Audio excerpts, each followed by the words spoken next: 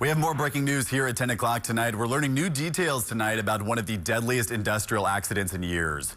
The U.S. Chemical Safety Board says more than 23,000 pounds of explosives detonated during last October's massive blast at the AES plant in McEwen, Tennessee. You'll remember that explosion killed 16 workers and injured 7 others, destroying a building and the facility, sending that debris more than 700 feet away. That blast was so powerful it registered as a small earthquake and was felt more than 20 miles away.